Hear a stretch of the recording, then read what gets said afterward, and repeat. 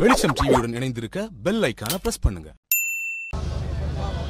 சனாதன பயங்கரவாதத்தை எதிர்த்து நடைபெற்றுக் கொண்டிருக்கிற இந்த மாபெரும் கண்டன ஆர்ப்பாட்டத்திற்கு தலைமையேற்றிருக்கின்ற எங்களை எல்லாம் வழிநடத்துகிற தலைவர் எழுச்சி தமிழர் அவர்களே, இந்த ஆர்ப்பாட்டத்தை துவக்கி வைத்து சிறப்புரையாற்றி அமைந்திருக்கின்ற தமிழகத்தின் மூத்த தலைவர் மரியாதைக்குரிய தோழர் RNK அவர்களே, இங்கே கலந்து கொண்டு உரையாற்றி அமைந்து இருக்கின்ற தோழர் GR அவர்களே, பங்கேற்று உரையாற்றி சென்றிருக்கின்ற மறுமலர்ச்சி திராவிட முன்னேற்றக் கழகம், இந்திய தேசிய காங்கிரஸ், மனிதநேய மக்கள் கட்சி, SDPI உள்ளிட்ட கட்சிகளின் தலைவர்களே, இங்கே சூறாவளியாய் சீறி அமர்ந்திருக்கின்ற தமிழக வாழ்வுரிமை கட்சியினுடைய தலைவர் அன்பு சகோதரர் வேல்முருகன் அவர்களே, திராவிட முன்னேற்றக் கழகத்தின் சார்பில் பேசி அமர்ந்திருக்கின்ற அண்ணன் கென்னடி அவர்களே, இறுதியாக நிறைவுரையாற்ற இருக்கின்ற தலைவர் எழுச்சி தமிழர் அவர்களே, இந்த நிகழ்வை ஒருங்கிணைத்துக் கொண்டிருக்கின்ற கட்சியினுடைய பொதுச் செயலாளர் தோழர் சிந்தனை செல்வன் அவர்களே, இந்த ஆர்ப்பாட்டத்தை சிறப்பாக ஒருங்கிணைத்திருக்கின்ற கட்சியினுடைய மாவட்ட செயலாளர் தோழர் செல்லத்துறை அவர்களே, செல்வம் அவர்களே, மற்றும் உள்ள கட்சியினுடைய நிர்வாகிகளே, உங்கள் அனைவருக்கும் என்னுடைய வணக்கத்தை தெரிவித்துக் கொள்கின்றேன். புரட்சியாளர் அம்பேத்கர் அவர்கள் மீண்டும் மீண்டும் சொல்லுவார், ஒரு அரசியல்வாதியாக இருப்பது எளிது, ஆனால் சமூக சீர்திருத்தவாதியாக இருப்பதுதான் இந்தியாவிலே மிகப்பெரிய சவால் நிறைந்த ஒரு பணி என்று சொல்லுவார். விடுதலை சிறுத்தைகள் கட்சி தேர்தல் அரசியலிலே பங்கேற்றால் கூட என்னுடைய அடிப்படை இலக்கு நம்முடைய தலைவர் அவர்கள் அன்றைக்கு மதுரை மண்ணிலே இந்த கொடியை ஏற்றுகிற நேரத்தில் வரையறுத்த அந்த 5 முழக்கங்களின் இலக்கு சமூக சீர்திருத்தம் என்பதுதான், சாதி ஒழிப்பு என்பதுதான். எனவே தலைவரின் அழைப்பை ஏற்று இந்த இயக்கத்திலே இணைத்துக் கொள்கிற ஒவ்வொருவரும் நன்றாக அறிவார்கள், இந்த கட்சியிலே சேர்ந்தால் MLA ஆகலாம், MP ஆகலாம், அல்லது உள்ளாட்சி மன்றங்களிலே தலைவர்களாகலாம் என்று யாரும் கருதி இருக்க மாட்டார்கள்.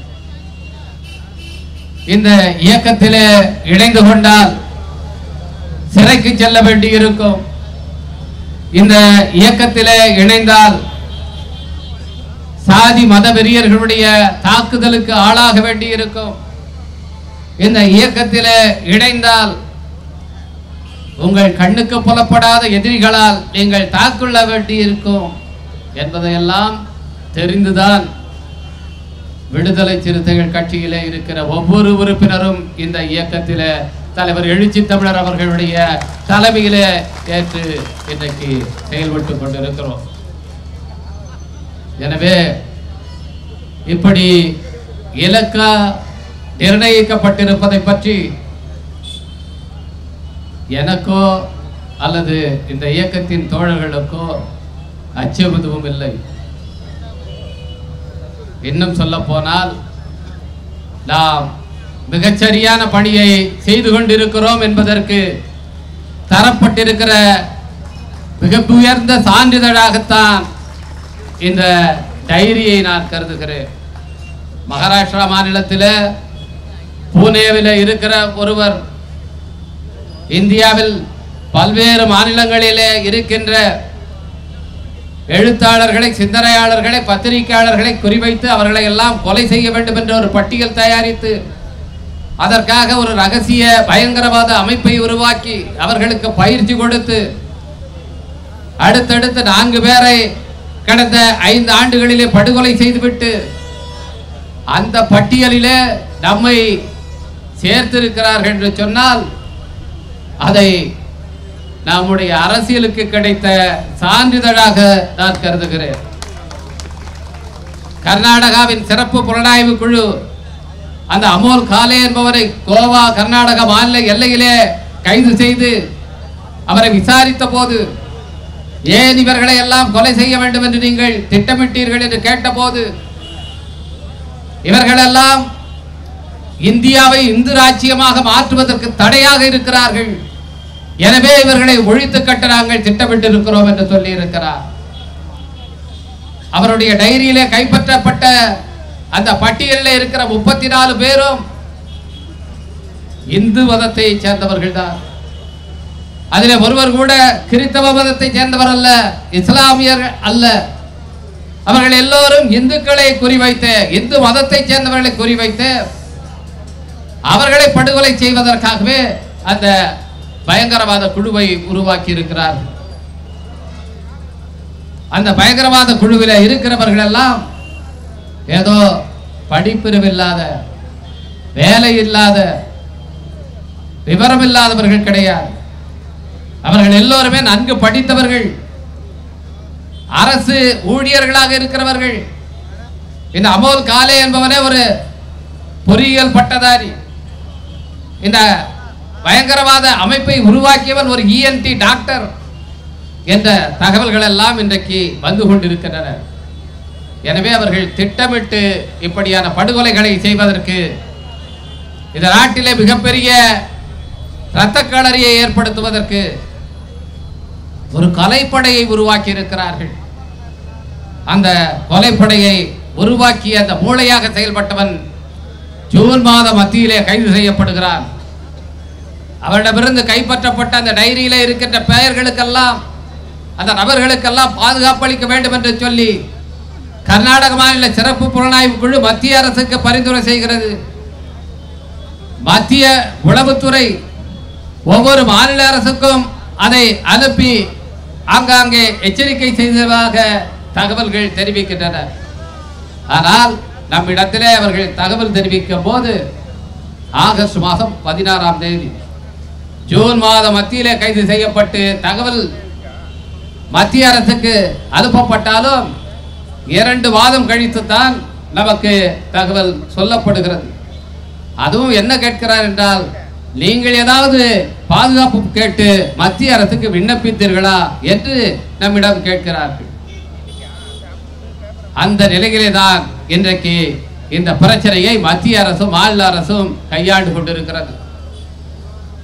கோவையில இருக்கிற ஒருவரை கொலை செய்வதற்காக திட்டமிட்டார்கள் என்று சொல்லி நேஷனல் இன்வெஸ்டிகேட்டிவ் ஏஜென்சி NIA இன்றைக்கு பல பேரை, இஸ்லாமிய சமூகத்தை சேர்ந்தவர்களை கைது செய்கிறார்கள்.